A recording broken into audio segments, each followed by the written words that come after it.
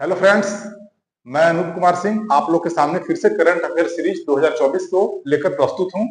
और आज हम लोग ठीक है करंट अफेयर्स के एक महत्वपूर्ण टॉपिक को देखेंगे जिससे हर साल कोई ना कोई क्वेश्चन आपको प्रश्न पत्र में जरूर दिखाई पड़ेंगे। ठीक है, और वो है भारत रत्न। ठीक है, तो आइए भारत रत्न को हम लोग देखें। क्वेश्चन नंबर 1, भारत रत्न की शुरुआत कब की गई थी? ठीक है, आपके ऑप्शन क्या है? ए 1954, बी 1955, सी 1953 या डी 1956। ठीक है, इस क्वेश्चन के थ्रू आपको यह बताना है कि कब से इस पुरस्कार को दिया जाना प्रारंभ किया गया। ठीक है, तो आपके सही उत्तर क्या हो जाएंगे? ऑप्शन ए, है ना।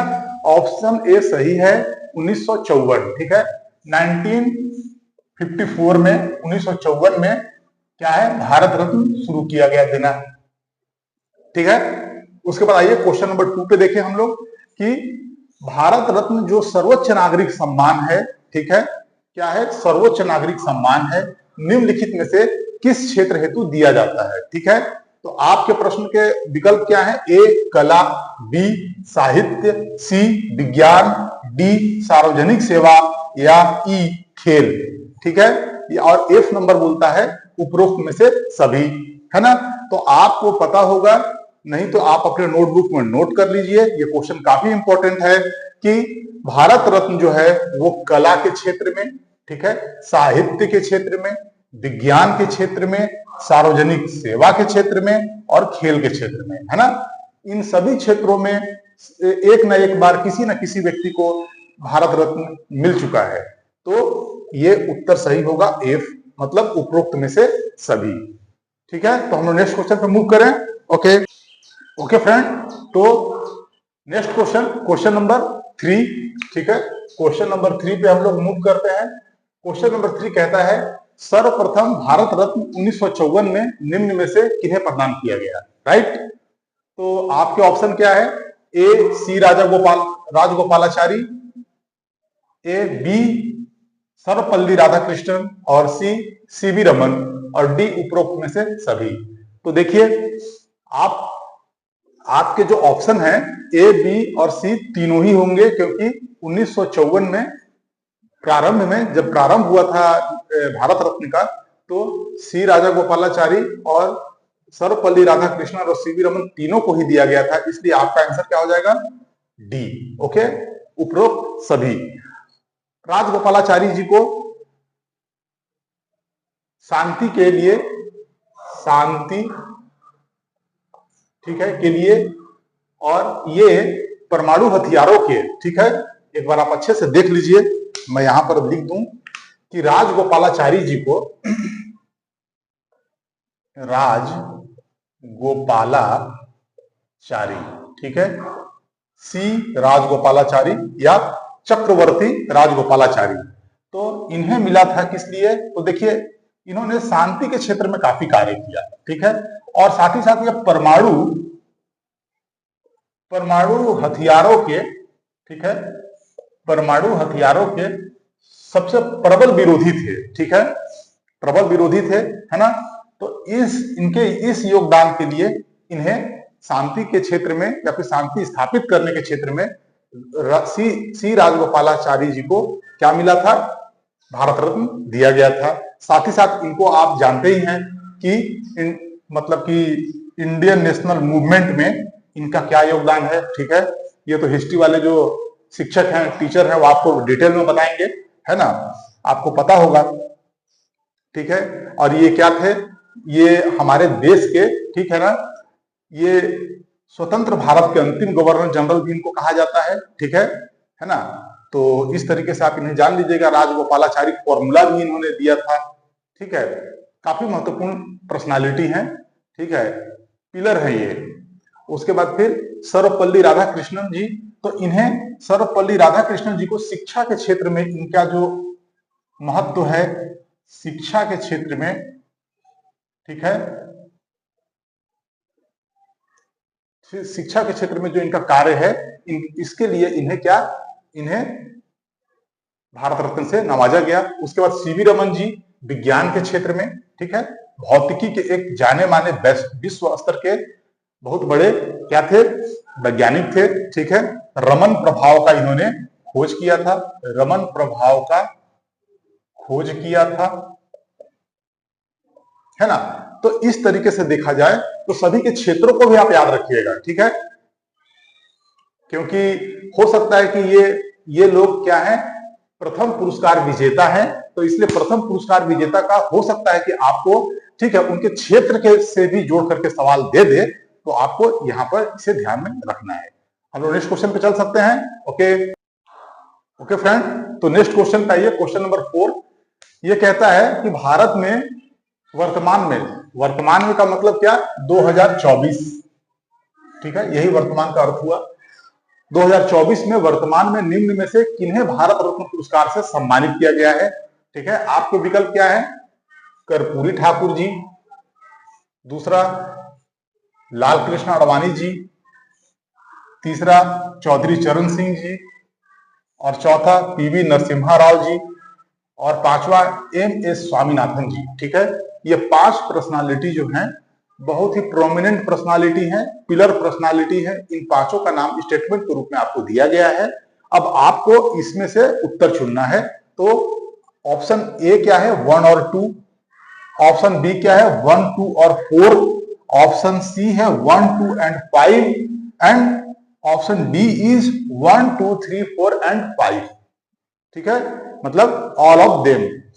तो यहां पर जो राइट आंसर है वो है D, all of them are correct. Okay, 1, 2, 3, 4, 5 सभी करेक्ट हैं, क्योंकि इन पांचों ही महापुरुषों को क्या है, दिया गया है भारत रत्न। कर्पूरी ठाकुर जी को दिया गया है, लाल कृष्ण आडवाणी जी को दिया गया है, चौधरी चरण सिंह जी को दिया गया है, पीवी नरसिम्हा राव जी को दिया गया है, और एम.एस. स्वामीनाथन जी को दिया गया है।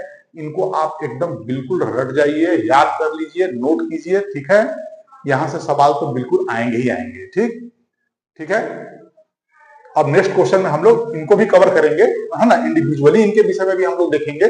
फिलहाल आपको इतना याद रखना है। ओके फ्रेंड, ठीक है, चलिए नेक्स्ट क्वेश्चन पे हम मूव करें।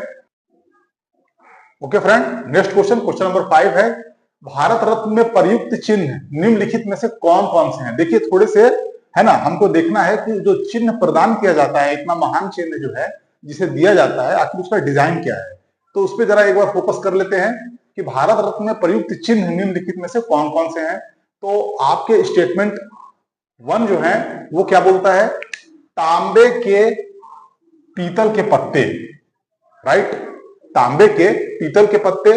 और दूसरा स्टेटमेंट क्या कहता है, प्लेटिनम का चमकता हुआ सूर्य। अब आपको बताना है कि इनमें कौन सा सही है। ठीक है, ओके, तो तांबे से बना हुआ पीपल का जो पत्ता है, ये इसका प्रतीक चिन्ह है, बिल्कुल सही बात है ना। और उसमें प्लेटिनम का चमकता हुआ सूर्य, ठीक है, ये भी है। तो इन दोनों का ही प्रतिबिंब, इन दोनों का ही मतलब कि अंकित चिन्ह जो है वो आपको नोबेल प्राइज में दिखाई पड़ेगा। ओके, तो आपके जो विकल्प होंगे वो क्या होंगे, यहां मैं कर देता हूं। तो ये हो जाएगा सी, मतलब कि 1 और 2 दोनों। ठीक है, 1 और 2 दोनों सही होगा। फ्रेंड्स, ये जो चिन्ह है जो भारत रत्न के रूप में दिया जाता है विनर को, ये पहले कुछ और था जिसे बदल करके इसे अभी वर्तमान में जो है इसे बदल दिया गया है। ठीक है, पहले जो था वो क्या था, सूर्य का, पहले जो था वो गोल्ड का था। ठीक है, मतलब सोने का जो पत्ता है वो सोने का हुआ करता था पीपल का, लेकिन अब उसे तांबे का कर दिया गया है, और उसमें चमकता हुआ जो सूर्य है वो प्लेटिनम का कर दिया गया है। राइट, ठीक है, हम लोग नेक्स्ट क्वेश्चन पर मूव करें। ओके फ्रेंड, तो नेक्स्ट क्वेश्चन एकदम इंपॉर्टेंट क्वेश्चन है। ये क्वेश्चन कहीं ना कहीं आपको प्रश्न पत्र में छपा हुआ दिखने वाला है। ठीक है, आप देखिए क्वेश्चन नंबर 6।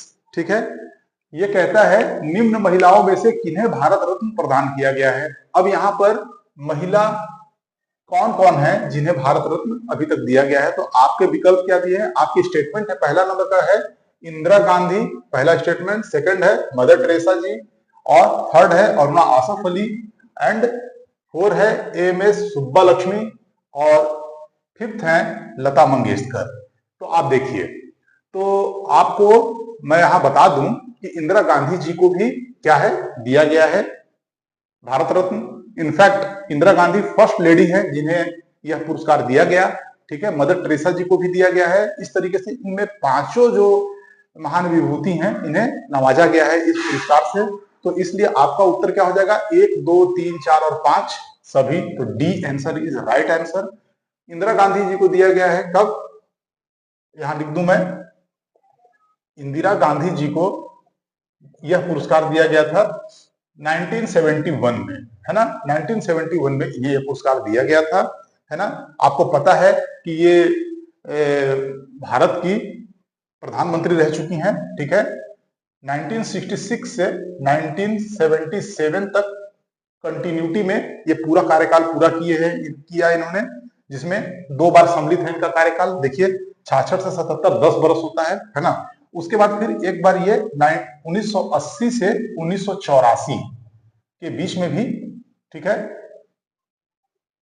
प्रधानमंत्री के पद पर रही हैं, है ना। उसके बाद तो आपको पता ही है कि इनका दुखद रूप से इनका हत्या कर दिया गया, है ना। तो प्रधानमंत्री के पद को सुशोभित किया इन्होंने, राइट। और 1971 में इन्हें दिया गया भारत रत्न पुरस्कार, ये बात आपको याद रखना है। मदर टेरेसा को 1980 में दिया गया यह पुरस्कार, ठीक है, मानव सेवा के लिए, ठीक है, सार्वजनिक सेवा के लिए, है ना। इन्होंने कई दीन दुखी और असहायों की ये बिल्कुल निस्वार्थ भाव से सेवा की, है ना। बहुत महान विभूति हैं ये। तो 1980 में इन्हें भी प्राप्त हुआ है। अरुणा आसफ अली जी के बारे में तो हर कोई जानता है कि ये इनकी भूमिका क्विट इंडिया मूवमेंट में किस टाइप का था। आपको पता ही है कि जब बहुत सारे सभी महत्वपूर्ण लीडर्स को जब हिरासत में ले लिया गया था, तो जो क्विट इंडिया मूवमेंट जो था, या फिर इसे भारत छोड़ो आंदोलन 1942 का आंदोलन जिसे कहा जाता है, उसमें इन्होंने बढ़ चढ़ करके भूमिका लिया था, है ना, भूमिका निभाया था। ओके, उसके बाद फिर एमएस सुब्बालक्ष्मी जी को 1998 में दिया गया यह पुरस्कार।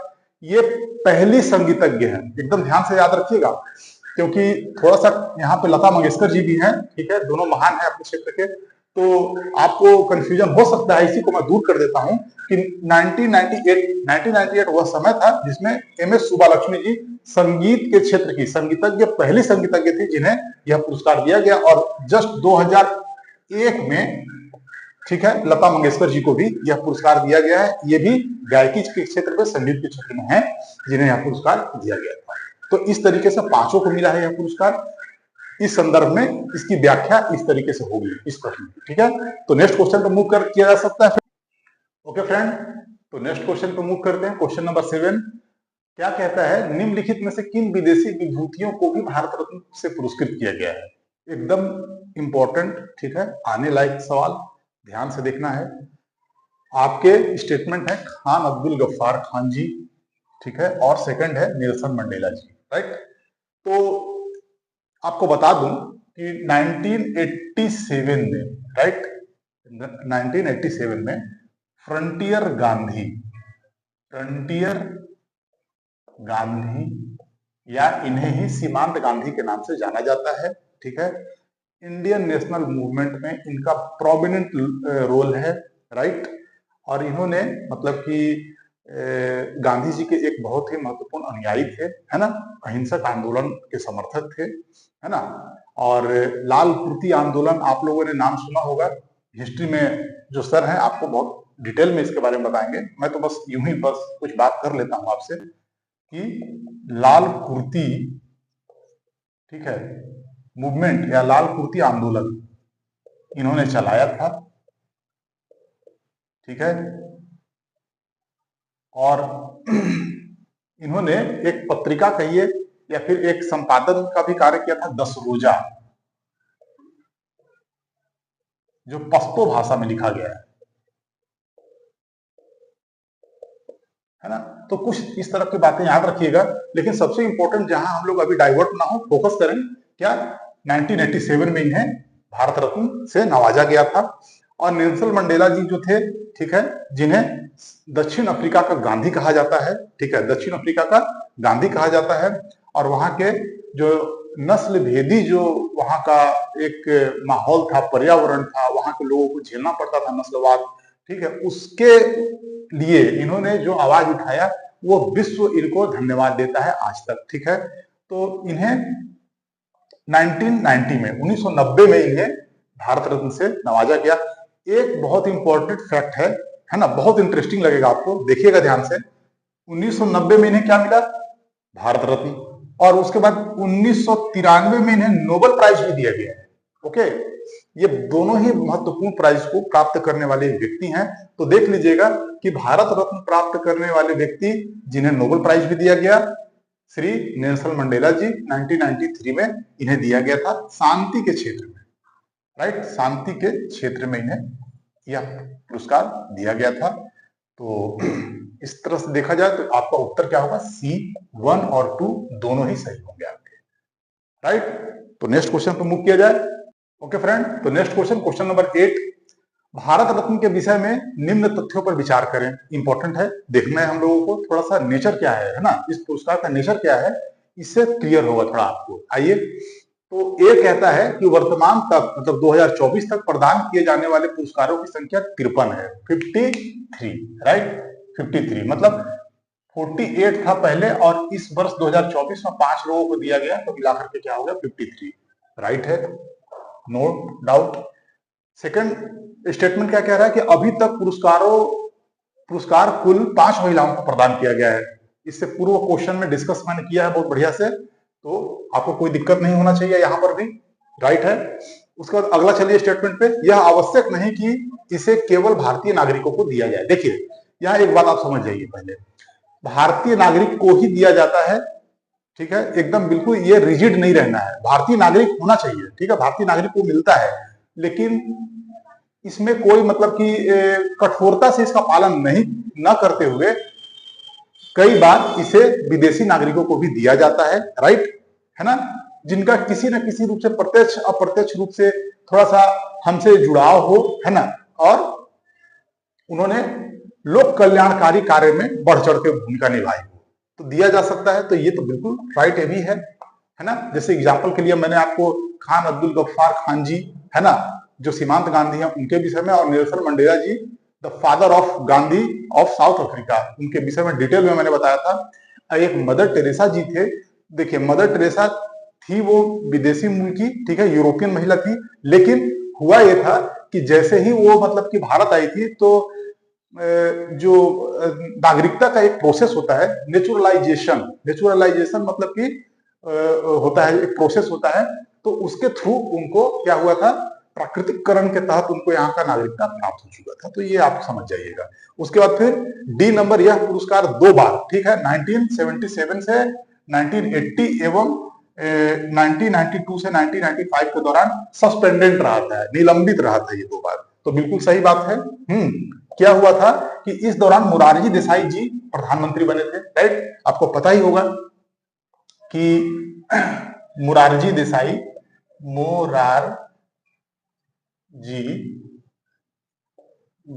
जी प्रधानमंत्री बने थे, और इस समय क्या हुआ था, इस पुरस्कार को बंद कर दिया गया था, है ना। फिर 1980 में फिर कौन प्रधानमंत्री बनी थी? इंदिरा गांधी जी।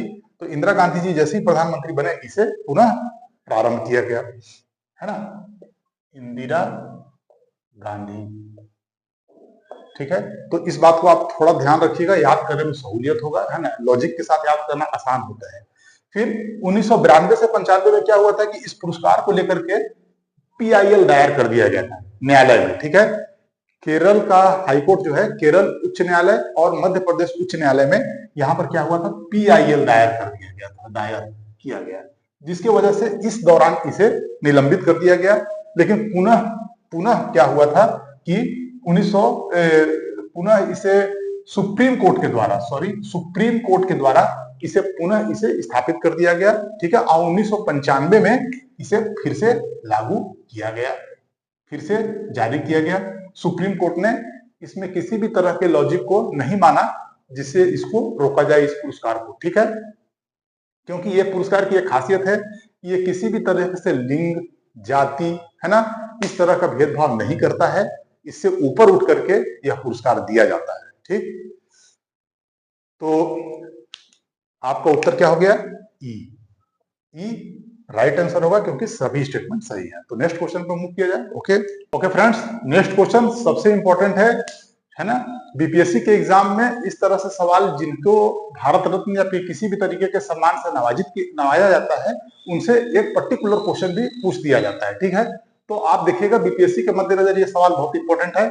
आइए देखें हम इस क्वेश्चन को। क्वेश्चन नंबर 9, भारत रत्न से सम्मानित कर्पूरी ठाकुर जी के विषय में निम्न कथनों में से कौन कौन सा कथन सत्य है? आपको सबसे पहले बता दूं, कर्पूरी ठाकुर जी का 100वां जयंती था। ठीक है, तो इसके उपलक्ष्य में केंद्र सरकार ने, है ना, बिहार सरकार का बहुत दिनों से डिमांड था ये इस बात को लेकर के, कर्पूरी ठाकुर जी एक प्रोमिनेंट पर्सनालिटी थे पूरे भारत देश का, है ना, भारत देश के, जिन्होंने कई क्षेत्रों में, भारत देश में कई क्षेत्रों में उन्होंने प्रथम नेतृत्वकर्ता के रूप में इनको माना जाता है। जैसे कि सामाजिक क्रांति के रूप में देखें, ठीक है ना, या फिर सामाजिक मुद्दे को लेकर के जो राजनीति होती है ना, उसमें इनका बहुत महत्वपूर्ण स्थान है। राइट, ठीक, तो सामाजिक मुद्दे की राजनीति को एक तरह से कहूं मैं तो इसके अगुआ थे, तो बिल्कुल राइट है। तो आइए इनके विषय में हम लोग देखें। तो स्टेटमेंट 1 क्या कहता है कि इन्हें जननायक के रूप में जाना जाता है। हर कोई जानता है, एकदम राइट है। फिर सेकंड स्टेटमेंट क्या है? बिहार के 11वें मुख्यमंत्री। देखिएगा, इन सब चीजों को एकदम टर्म याद रखिए, क्योंकि परीक्षा में बस यहीं पे आप लोग को, है ना, दिक्कत आ सकती है, तो इसे ध्यान देना है। ठीक है, इन्हें 11वें मुख्यमंत्री के रूप में 2 कार्यकाल इन्होंने पूरा किया, 2 कार्यकाल, और इस डेट को भी याद रखना है, भूलना नहीं है इसे। 1970 से 1971 और 1977 से लेकर के 1978 के बीच में, एकदम अच्छे से याद रखना है। संक्षिप्त कार्यकाल रहा है इनका, है ना, लेकिन बहुत महत्वपूर्ण कार्यकाल रहा है, जिनके लिए इन्हें जाना जाता है। इन्होंने पूरा किया है, एकदम सही है, ये भी याद रखना है आपको। फिर थर्ड स्टेटमेंट कहता है कि इनका जन्म समस्तीपुर के पितौंझिया गांव में हुआ है। अब तो पितौंझिया गांव का नाम बदल दिया गया है और कर्पूरी गांव रख दिया गया है, लेकिन पितौंझिया गांव मूल रूप से उस गांव का नाम था। आपको इसलिए याद रखना है, क्वेश्चन में आपको ये दे सकता है। फिर अगला स्टेटमेंट है, इनके मुख्यमंत्रित्व काल में 1978 में मुंगेरी लाल आयोग का गठन हुआ था। तो एकदम सही बात है, आपको याद रखना है, ये एक माइलस्टोन है ना।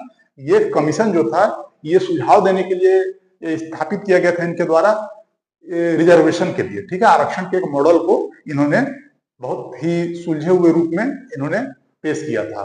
तो याद रखना है, मुंगेरी लाल कमेटी गठित किया गया था इनके मुख्यमंत्री काल में। उसके बाद फिर बिहार के शिक्षा मंत्री भी रहे हैं, एकदम राइट है, क्योंकि आपको पता होगा उस समय जब इनकी काफी आलोचना भी की गई थी कि इन्होंने अंग्रेजी को क्वालिफाइंग कर दिया है ना, तो इसलिए किया भी गया था इनका आलोचना। तो उस समय शिक्षा मंत्री के पद पे ये थे। ठीक है, और उसके बाद फिर 6 नंबर में देखिए, कर्पूरी ठाकुर जी ने बिहार में 26% आरक्षण का फॉर्मूला प्रस्तुत किया था। बिल्कुल सही है, ये फॉर्मूला इनके द्वारा दिया गया था 26% का, है ना। ये कितना कॉम्प्रिहेंसिव है और कितना मतलब कि भविष्योन्मुखी था, आप इसका अंदाजा लगा सकते हैं। थोड़ा सा मैं डिटेल अगर करूं यहाँ पर, तो जिसमें 12% ओबीसी को ये जो मिलना था, इसमें ओबीसी अदर बैकवर्ड कास्ट, उसमें 12% इन्होंने आरक्षण की बात की थी इनके लिए, और ईबीसी के लिए इन्होंने 8% आरक्षण का बात किया था इन्होंने, और महिला के लिए, ठीक है, महिला वर्ग के लिए यहाँ पे आपको शायद दिख ना रहा हो, मैं बोल रहा हूं, आप मेरे बात को ध्यान दीजिएगा, 3% महिलाओं के लिए, और आर्थिक रूप से पिछड़े हुए जो थे, आर्थिक रूप से जो पिछड़े थे, उनको भी 3% इन्होंने आरक्षण देने की बात कही। जोड़ लीजिए, ये 26% आरक्षण का इनका यही फॉर्मूला था। आप देख लीजिए, आज हम इस फॉर्मूले को पिकअप करने का कोशिश कर रहे हैं, प्राप्त करने का कोशिश कर रहे हैं। कहीं ना कहीं इस बात को आपको देखना होगा, जिसको इन्होंने बहुत पहले ही बात कह के चले गए थे। ठीक है, जैसे ईडब्ल्यूएस रिजर्वेशन, आज उसको केंद्र सरकार ने अभी जामा पहनाया है ना। और तो ये क्या है, समावेशी आरक्षण का समावेशी फार्मूला कहिए इसे, है ना। तो देख लीजिए, तो ये बिल्कुल राइट है, 6 भी आपका राइट हो गया, है ना। और फिर 7 नंबर में कर्पूरी ठाकुर संयुक्त सोशलिस्ट पार्टी के अध्यक्ष भी रहे हैं। तो कई एक बार ये सवाल आता है, जैसे कि इससे पूर्व में भी पूछा हुआ सवाल था, रामविलास पासवान जी किस पार्टी से जुड़े हुए थे प्रारंभ में, ये क्वेश्चन आया हुआ है, आप जाकर के देख लीजिए। तो इसलिए इसे भी आप देखिएगा, ये भी बिल्कुल राइट है। तो आप अपना उत्तर चुन लीजिए इस फुट के हिसाब से, तो ये क्या होगा, उपरोक्त सभी आपका सही उत्तर होगा। ठीक है फ्रेंड, ये बात आपको समझना है, ठीक है। चलिए नेक्स्ट क्वेश्चन पे चले। Okay friend, next question, question number 10, Bharat Ratna से संबंधित, ठीक है, से सम्मानित पीवी नरसिम्हा राव के विषय में कौन सा कथन सत्य है। देखिए ये भी एक बहुत महत्वपूर्ण पर्सनालिटी है, जरा इनके बारे में भी देखना चाहिए। तो पहला नंबर, भारत के विदेश मंत्री, है ना, गृह मंत्री एवं रक्षा मंत्री के पद पर रह चुके हैं, एकदम राइट है, रह चुके हैं। सेकंड, आंध्र प्रदेश के मुख्यमंत्री भी रह चुके हैं ये, तो बिल्कुल राइट है, आंध्र प्रदेश के मुख्यमंत्री रह चुके हैं ये।